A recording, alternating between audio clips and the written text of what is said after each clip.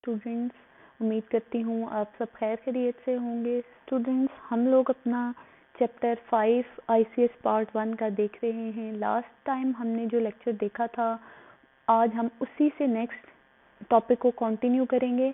तो आज का बेसिकली जो हमारा चैप्टर है, चैप्टर 5 है और टॉपिक है हमारे पास बस इंटरकनेक्शन। इसको हम डिटेल में देखेंगे। तो स्टार्ट करते हैं हम अपना लेक्चर और अपना टॉपिक स्टार्ट करते हैं। हमारे पास है जी व्हाट इज बस इंटरकनेक्शन।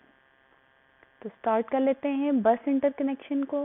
स्टूडेंट्स, आपको उम्मीद करती हूँ कि नज़र आ रहा होगा। अगर क्वालिटी का मसला आ रहा है, आपको नज़र नहीं आ रहा, तो आपके पास आपकी वीडियो की स्क्रीन पे ऑप्शन होगा, आप उससे क्वालिटी को इंक्रीज़ करके देख सकते हैं। आप लेक्चर को, अगर आपकी ऑटो क्वालिटी 144 है या ऑटो क्वालिटी 340 है, तो उससे जो हायर क्वालिटी है, उससे ज़्यादा जो क्वालिटी है 480 जो है, उस पे आप देखें लेक्चर को, या 720 पे देखें, तो आपको स्क्रीन भी क्लियर नज़र आएगी। तो स्टार्ट करना है हमने बस interconnection, explain different types of buses.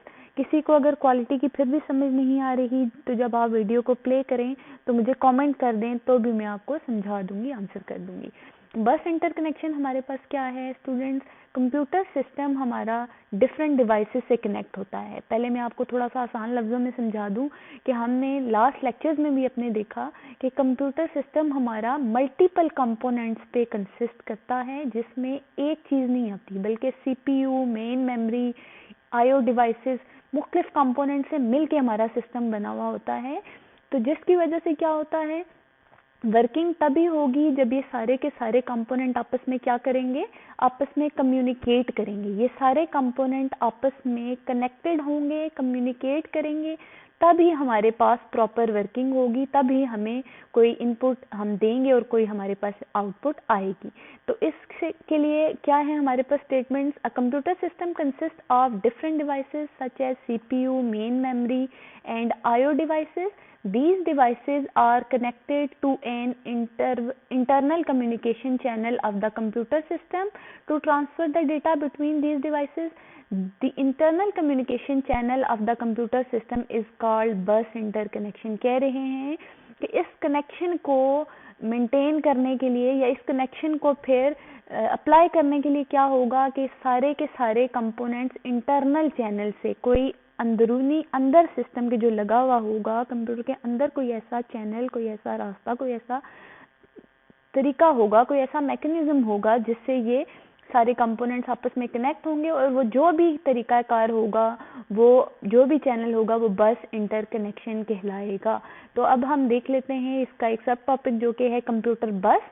Computer बस क्या है? Bus is a common path to transfer the data and commands between CPU, memory and input output devices.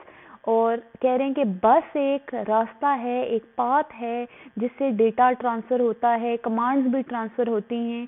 क्योंकि सीपीयू ने प्रोसेसिंग करनी होती है, इनपुट डिवाइसेस के थ्रू यूज़र को इनपुट देता है और आउटपुट डिवाइसेस ही यूज़र को आउटपुट डिस्प्ले करवाती हैं, या आउटपुट डिवाइसेस भी हमारे पास इतनी ही इम्पोर्टेंट हैं जितनी कि इनपुट डिवाइसेस, जितना कि सीपीयू, जितनी कि मेमोरी। तो सारे कंपोनेंट्स का वर्क करना और कम्युनिकेट करना लाजमी है, अदरवाइज हमारी जो प्रॉपर वर्किंग होगी वो नहीं हो पाएगी। तो कंप्यूटर बस वो रास्ता है जो कि डेटा को ट्रांसफ़र करता है, जो कि कमांड्स को ट्रांसफ़र करता है इन सारे कंपोनेंट्स के दरमियान। कंपोनेंट्स पे हम लास्ट लेक्चर बना चुके हैं, अगर किसी ने नहीं देखा तो मैं यहाँ लिंक भी डाल दूंगी इस लेक्चर की डिस्क्रिप्शन में, आप बच्चे देख सकते हैं कंपोनेंट्स के बारे में लेक्चर। तो हमारे पास है it is use to send and receive the data from secondary storage. तो ये जो रास्ता है, जो बस है, ये हमारे पास डेटा रिसीव करने के लिए सेंड भी करती है ये बस, और रिसीव भी करती है सेकेंडरी स्टोरेज से डेटा को। यानी कि हार्ड डिस्क वगैरह जो आपके कंप्यूटर की हैं, वहाँ से डेटा रैम में आ सकता है, रैम से वापस हार्ड डिस्क में जा सकता है बसेस को यूज़ करते हुए। The capacity of a bus depend upon the number of data lines in it. एक बस की क्या कैपेसिटी है, ये इस चीज़ पर डिपेंड करता है कि बस में डेटा लाइंस कितनी हैं। अगर मैं आपको सादी सी इसकी एक एग्जांपल दे दूं स्टूडेंट्स, तो एग्जांपल हमारे पास ये है, जितनी ज़्यादा लेन्स होती हैं, जितनी ज़्यादा लाइंस होती हैं, उतना ज़्यादा डेटा ट्रांसफ़र होता है। इसकी एक हमारी डेली लाइफ से रिलेटेड एग्जाम्पल लें तो आप देखें, जब हमारे पास टू वे रोड होती है या टू लेन रोड होती है हमारे पास, तो हमारा क्या होता है, एक ही रोड पे टू वे है तो क्या हो जाएगा, हमारा कंजेस्टेड हो जाएगा ट्रैफिक, हमारी जो आने जाने वाली ट्रैफिक होगी उसमें रश क्रिएट हो जाएगा। जबकि अगर वो वन वे लेन हो, जस्ट डेटा एक साइड से हमारी ट्रैफिक जा रही हो, एक साइड से आ रही हो, तो क्या होगा, रश कम होगा। इसी तरह अगर एक रोड पे 4 लेन्स बना दी जाएं जो आउट गोइंग हो, जो कि वन वे है, और दूसरी रोड पे भी 4 लेन्स बना दी जाएं, मतलब पाथ जो हैं वो अगर ज्यादा बना दिए जाएं तो हमारा क्या होगा, ट्रैफिक का रश नहीं होगा,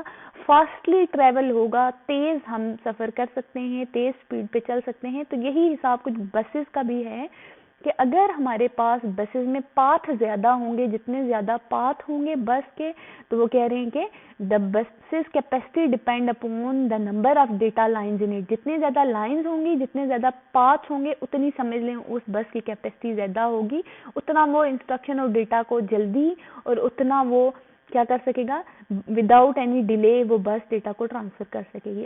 अब बस विद विड्थ मीन, अच्छा अब बस की विड्थ बता रहे हैं कि क्या है, the amount of data that a bus can carry at one time is called bus width.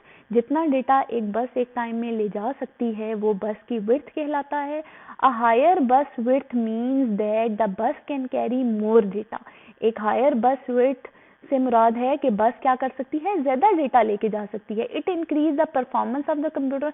देखें जितना डेटा ज्यादा जाएगा, जल्दी जाएगा, उतनी परफॉर्मेंस इंक्रीज होगी। जैसे आप कोई काम कर रहे होते हैं, अगर वो जल्दी लोड हो रहा है, दैट मीन्स के उसमें जो बसेस हैं, उसमें जो पाथ्स हैं वो उसके लिए सूटेबल हैं। इसलिए अगर स्लो हो रहा है, दैट मीन्स हमारे जो पाथ्स हैं, जो कंप्यूटर बसेस हैं, वो नंबर में कम हैं। इसी वजह से क्या हो रही है, इंस्ट्रक्शंस या डेटा को ट्रांसफर करने में एक कंपोनेंट से दूसरे कंपोनेंट में डिले आ रहा है। अ बस विथ लाइंस 32 लाइंस, अ बस with 32 lines can carry 32 bits और 4 बाइट्स एट अ टाइम। एक बस जिसकी विड्थ हमारे पास क्या है, 32 हमारे पास है, 32 है, वो क्या करेगी बस हमारे पास, या फिर हमें पता है कि बिट्स को बाइट्स में कैसे कन्वर्ट करना है, ये भी एक लेक्चर है हमारा, आप लोग देख चुके हैं। हमें पता है कि सबसे स्मॉल यूनिट क्या होती है कंप्यूटर मेमोरी की, बिट होती है। तो 8 बिट से मिलके एक बाइट बनता है। तो यहाँ वही कन्वर्जन करके आपको बता रहे हैं कि 32 लाइन बिट बस जो है वो 4 बाइट्स एक टाइम में ले जा सकती है। Mean 8 multiply by 4। और a bus with 64 lines can carry 64 bit और 8 byte at a time। तो कह रहे हैं कि जिस बस की विड्थ 32 है वो एक टाइम में 32 बिट्स ही लेके जाएगी, या आप उसको अगर बाइट्स में कन्वर्ट करें तो 4 बाइट कहेंगे। और जिस बस की विड्थ 64 लाइन है वो एक टाइम में 64 ही बिट्स डेटा ट्रांसफर करवाएगी या इंस्ट्रक्शंस ट्रांसफर करवाएगी, या फिर वो 8 बाइट भी हम उसको 64 बिट्स को कह सकते हैं। तो ये थी बात कि कंप्यूटर बस हमारे पास ऐसा पाथ है, ऐसा रास्ता है, ऐसा जरिया है, ऐसा चैनल है जिसके थ्रू आप कंपोनेंट्स में, कंप्यूटर के डिफरेंट कंपोनेंट्स में डेटा को क्या कर सकते हैं, ट्रांसफ़र कर सकते हैं और कनेक्शन को मेंटेन कर सकते हैं। तो नेक्स्ट हमारे पास आता है types of buses. Different types of buses are as follow. कुछ बसेस की हमारे पास टाइप्स हैं जो कि यहाँ एक्सप्लेन है। पहली है सिस्टम बस। System bus is used to connect the main component of a computer such as CPU and main memory. System buses are part of motherboard. Computer normally have system bus of 70 to 100 lines. System बस में क्या कहते हैं जी, अगर buses की types different हैं, जैसे आप देखें ये कुछ टाइप्स हैं आपके पास, एक आपने देखा सिस्टम बस, दूसरी है एक्सपेंशन बस। सिस्टम बस की भी आगे से टाइप्स हैं, data bus, address bus, control bus. तो हम एक्सप्लेन करें अगर सिस्टम बस को, तो इसका क्या वर्किंग है या इसका क्या काम है। तो कह रहे हैं कि सिस्टम बस हमारे पास यूज होती है किस कंपोनेंट को कनेक्ट करने के लिए, main components of computer such as, जो मेन कंपोनेंट है मतलब सीपीयू और मेन मेमोरी, इन दोनों को आपस में कनेक्ट करने के लिए सिस्टम बस इस्तेमाल होती है। और सिस्टम बस कहाँ माउंटेड होती हैं, किस पार्ट का हिस्सा होती हैं, कहाँ लगी होती हैं। System buses are part of motherboard. जो कंप्यूटर सिस्टम का मदरबोर्ड होता है उसमें सिस्टम बसेस उसका हिस्सा होती हैं। और सिस्टम बस नॉर्मली हमारे पास कह रहे हैं कि उसकी लाइंस कितनी होती हैं, उसके पाथ्स कितने होते हैं, 70 to 100, 100 से 70 से लेकर 100 तक होते हैं। सिस्टम बसेस की बेटा टाइप्स जो हमारे पास होती हैं वो हैं हमारे पास यहाँ आपको दिखाए हैं इन्होंने कि data bus, address bus and control bus. 3 तरह की बसेस होंगी, एक डेटा बस होगी, एक एड्रेस बस होगी और एक कंट्रोल बस होगी। और नेक्स्ट हमारे पास है जी एक्सपेंशन बसेस। सेकेंड टाइप है हमारे पास एक्सपेंशन बसेस, और expansion bus is use to connect CPU with peripheral devices. यहाँ ही आपको टॉपिक प्रिपेयर हो जाना चाहिए या मेमोराइज हो जाना चाहिए कि जो हमारे पास सिस्टम बस थी उसने मेन कंपोनेंट्स कनेक्ट करने हैं, मीन्स उसने हमारे पास देखें यहाँ सीपीयू और मेन मेमोरी को कनेक्ट करना है। जबकि जो एक्सपेंशन बस है इसके नाम से भी है कि एक्सपेंड कर रही है, ये ज़्यादा है तो वास्ट इसका थोड़ा स्कोप है, तो ये क्या कर रही है, ये यूज़ हो रही है कनेक्ट करने के लिए सीपीयू को with peripheral devices such as mouse, keyboard, printer, scanner. तो ये जो हमारे पास डिवाइसेस हैं इन डिवाइसेस से कनेक्ट करने के लिए सीपीयू को जो यूज़ हो रही है बस वो है एक्सपेंशन बस।